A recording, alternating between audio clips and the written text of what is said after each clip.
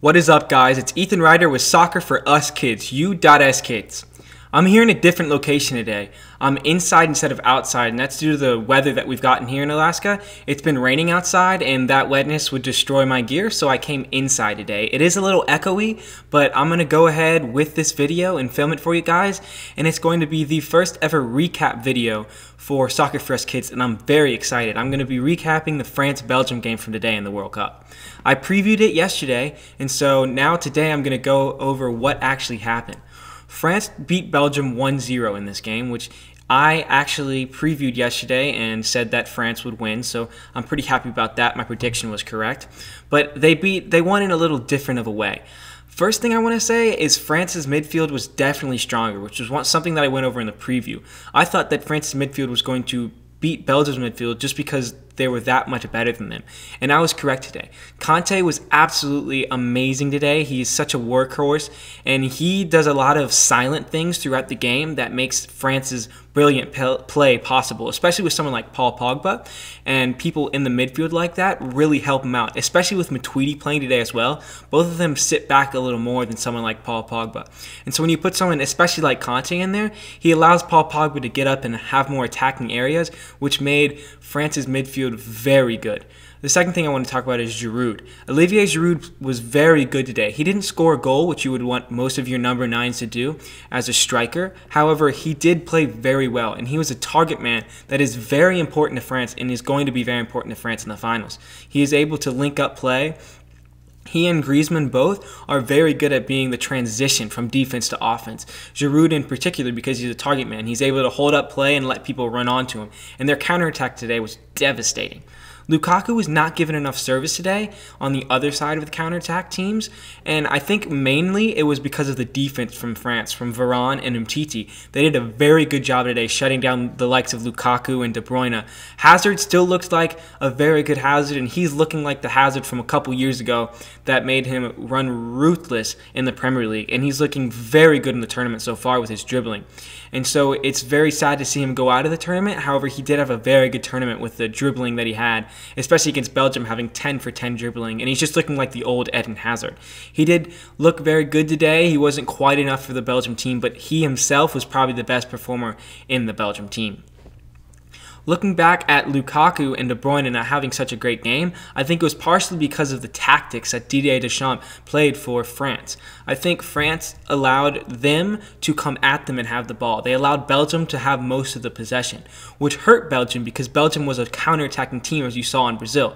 In the Brazil-Belgium game, Brazil had most of the ball, and Belgium absolutely dominated them on the attacking side through their counterattacks with De Bruyne, Lukaku, and Hazard. Except today, Belgium had a lot of the ball, and France thought that they were strong enough in defense to stop Lukaku and co from getting around them and scoring a goal, which they were correct. And I think this was a very good tactic reason because it didn't allow Belgium to use their strongest strength, which is the counterattack. And when they stepped back, they have a devastating counterattack of their own, especially through Kylian Mbappe, who I think was the best player on the pitch today and is possibly going to be the next Ballon d'Or winner. You guys can chime down in the comments below to see whether you guys agree with me, but I think Kylian Mbappe is arguably better than Neymar and is arguably the best player in the world right now, even with Ronaldo and Messi still playing. He is becoming a ruthless talent that is going to destroy oppositions for years to come. And let's remember, he's only 19. Another big part of the game today was Pogba, like I said, was attacking, but he also did his job defensively. He hasn't been amazing attacking this tournament. He doesn't have a goal or an assist, but he's been key in the France midfield. And the France midfield has been key throughout the tournament just because of how skilled they are and what they do. One other thing in this game that has become big in the World Cup so far has been set pieces. The set piece today was how France ended up getting their goal with the Griezmann corner kick and Umtiti heading it in for the goal. I think this was a very interesting thing that I have seen throughout the years of me viewing soccer. I think that outswingers, while they look a lot better than in-swingers are a lot more efficient in getting a goal.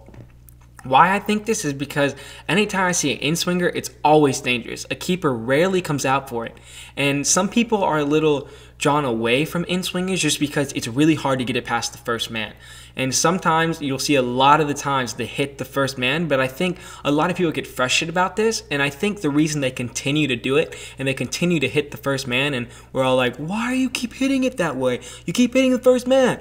And I think it's because if you do get past that first man, it's a very dangerous corner kick. As you saw today, Umtiti headed it in from the front post, and it was just a glancing header that Courtois could not deal with because it's so close to the goal.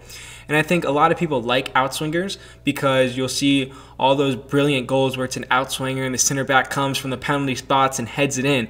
But that's a lot harder of a goal to score than the one that already has the pace on it going towards the goal and all you have to do is glance it. So I personally think in-swingers are better than outswingers, and I think today showed that again. I think today, once again, showed what great goalkeeping can do. It was 0-0 at the half, not because of a lack of chances. Courtois came up with a brilliant kick save against Benjamin Pavard when he was through on goal, and Hugo Lloris stopped the Toby Alderweireld shot with his weaker foot that went towards the right of the goalkeeper, and he fully extended, got both hands on it, a brilliant save that ended keeping it 0-0. And both goalkeepers were huge throughout the match. So at the end of the day, France won 1-0, and I think that France is looking like a very good bet to win the World Cup final. I will have to see after the game tomorrow with England and Croatia who I think should win the World Cup final depending on who they have to play. But France has definitely looked like an opponent that the team that's coming up to face them in the World Cup final should fear. So thank you for watching. This is the first ever recap video in Soccer for Us Kids history. Remember, hit the subscribe button, hit the like button, and I hope you guys enjoyed, and make sure to leave your comments below for any questions that you have so that I can clear them up. Thank you for watching.